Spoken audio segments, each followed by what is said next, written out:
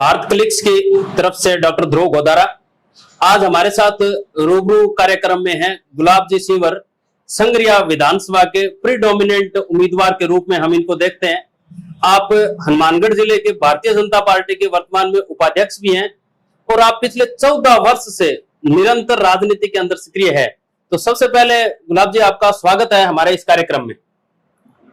ध्रुव जी, मैं आपका संगरिया की इस पावन धरा पर आने पर बहुत बहुत तहे दिल से आपका और आपकी पूरी टीम का स्वागत करती हूँ। आप पिछले 14 वर्षों से राजनीति के अंदर सक्रिय हैं संगरिया के अंदर। बिल्कुल जी। आपका राजनीतिक पृष्ठभूमि नहीं थी, आपको काफी बार लोग व्यापारिक भी बोल देते हैं, काफी बार किसान की बेटी भी बोल देते हैं। तो इस विषय पर आप व्यक्तिगत क्या बताना चाहते हैं? मतलब आप है क्या, व्यापारिक है, राजनीतिक घराने से है या एक महिला नेत्री के रूप में?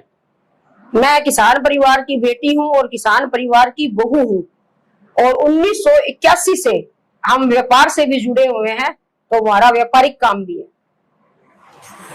आपका लंबा सक्रिय जीवन रहा है राजनीति के अंदर, लगभग 14 वर्ष का। आप इसको किस नजरिए से देखते हैं, या इन 14 वर्षों में आपकी मुख्य उपलब्धियां एक भारतीय जनता पार्टी के उपाध्यक्ष रहते हुए क्या है मुख्य? पिछले 14 सालों से सबसे पहले मैंने जिला परिषद का चुनाव लड़ा, फिर जिला प्रमुख का चुनाव लड़ा, उसके बाद भारतीय जनता पार्टी में जिला मंत्री रही, उसके बाद 6 साल मैं महिला मोर्चे की जिला अध्यक्ष रही और अब वर्तमान में मैं जिला उपाध्यक्ष हूँ। तो 14 सालों से मैं बिल्कुल जनता के बीच रही और जनता का साथ, जनता का सहयोग और जनता का आशीर्वाद निरंतर मुझे मिलता रहा।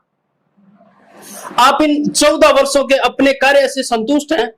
मैं बिल्कुल अपने कार्य से संतुष्ट हूँ, क्योंकि मैं जहां भी जाती हूँ मुझे जितना मान सम्मान मिलता है उससे मुझे इतनी भरपूर ऊर्जा मिलती है कि मैं सुबह से चल करके, आप ये मान के चलो कि अगर साल में 365 दिन है तो 350 दिन मैंने जनता को समर्पित किए हैं।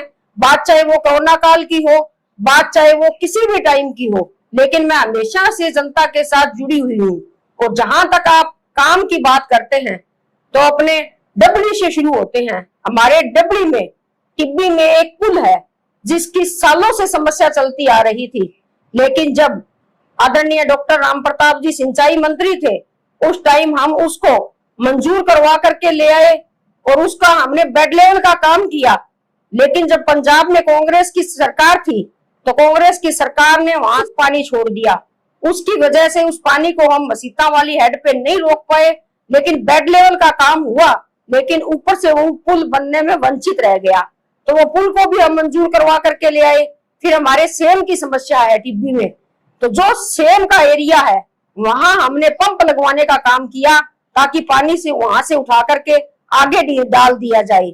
उसके बाद अगर हम तलवाड़ा की बात करते हैं तो तलवाड़ा में आप गए होंगे या आपने देखा होगा कि एक छोटा सा कमरा थाने का था, लेकिन वहां सरकारी भूमि बाहर दिलवा करके हमने उस थाने को तलवाड़ा से बाहर निकालने का काम किया। उसके बाद जब हम टिब्बी की तरफ चले तो वहां हमारे राइस बेल्ट है, कुछ चावल है, वहां चावल की खेती होती है, तो वहां हमने एक जीएसएस लगाने का काम किया जो आज बन करके तैयार हो गया। उसके बाद हम संगरिया की ओर बढ़े और जब बीच में आए तो एक आईटीआई कॉलेज की बात आपने सुनी होगी या देखा होगा कि जब कांग्रेस की सरकार थी तो 8-8 करोड़ रुपए 2 आईटीआई कॉलेज के लिए मंजूर हुए। तो एक आईटीआई कॉलेज तो दीनगढ़ में बन गया, लेकिन संगरिया में आईटीआई कॉलेज है उसके लिए टिब्बी में जगह नहीं मिली, तो वो जगह हमने सूर्यवाड़ा में 10 बीघे जगह दिलवा करके 8 करोड़ रुपए की लागत से वहां आईटीआई कॉलेज बनवाने का काम किया। उसके बाद जब हम संगरिया में आते हैं तो आपने ये देखा कि ये नाथवाना गांव हमसे लगता हुआ है।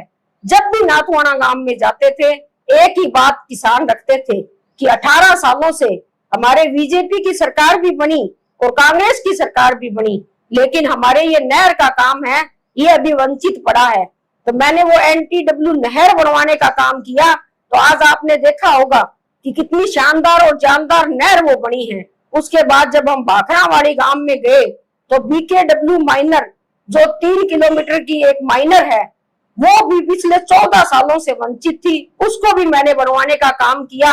छोटे बड़े काम तो दिन में सुबह से शाम तक चलते हैं, लेकिन जितना काम कोई आज मौजूदा विधायक नहीं करवा सकते, उतना काम मैंने जिला उपाध्यक्ष रहते हुए भी पिछले 14 सालों में करवाए हैं। गुलाब जी, आपका विधानसभा क्षेत्र एक बड़े रोचक ट्रायंगल के अंदर है। हरियाणा का भी पार्ट लगता है, पंजाब का भी पार्ट लगता है।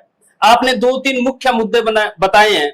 राइस बेल्ट घोषित करवाना है, नहरी तंत्र को मजबूत करवाना है, इसी तरह से नशे को लेकर इस इलाके के अंदर बड़ी गदर मची हुई है। आरोप लगते हैं, अक्सर राजनेताओं पर भी लगते हैं, गंभीर आरोप है राजनीति करने वाले लोगों पर कि नशा घर घर बिकवाने के लिए राजनेताओं का काम है, या पीछे कोई बड़ा हाथ बताया जा रहा है, या घर घर नशा बिक रहा है। इसके बारे में आपके क्या विचार है? क्या नशा एक गंभीर समस्या है आपकी विधानसभा में?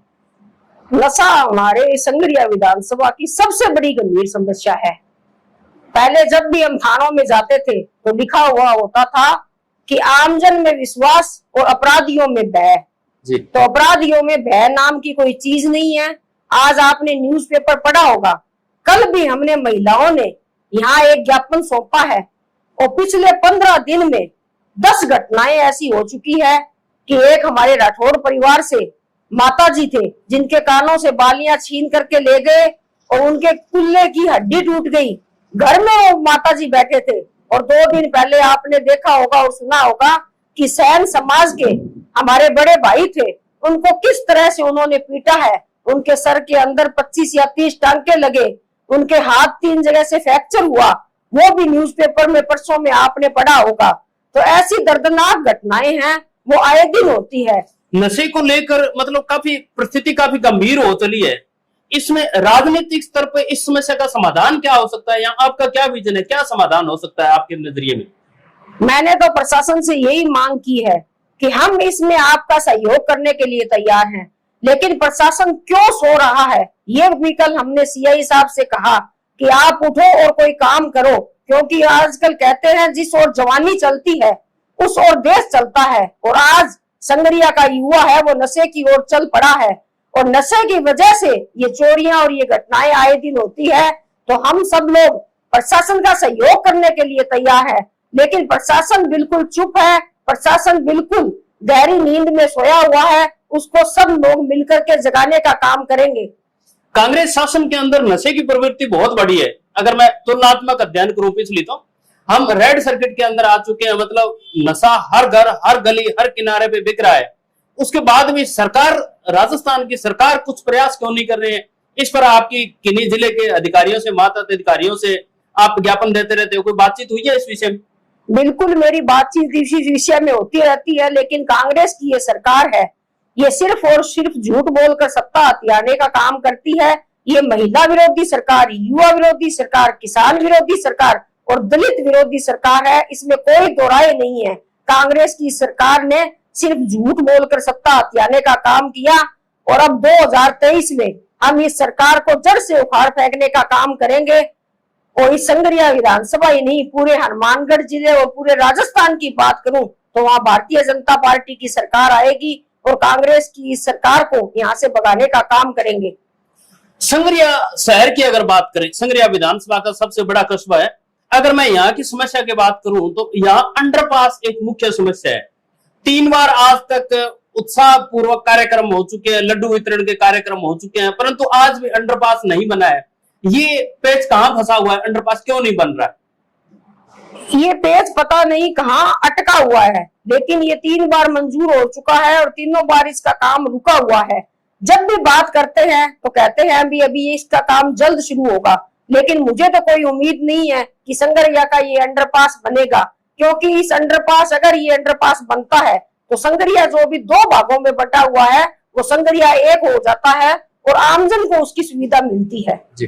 मीरा कॉलेज के सरकारीकरण को लेकर भी काफी लंबे समय से, पिछले 12 वर्षों से प्रयास चल रहे हैं।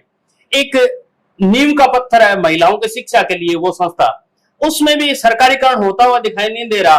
क्या सरकार की तरफ से कोई अड़चन आ रही है इसके अंदर, या कोई जनप्रतिनिधियों की एक राय नहीं हो पा रही है? इस विषय में आपके क्या विचार है?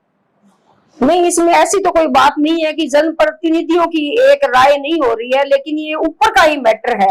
लेकिन मैं तो बच्चियों के साथ हूँ, क्योंकि आजकल बेटियां हैं वो भी बेटों से कम नहीं है। ओस की बूंद सी नाजुक होती है बेटियां, फूल सी कोमल होती है बेटियां।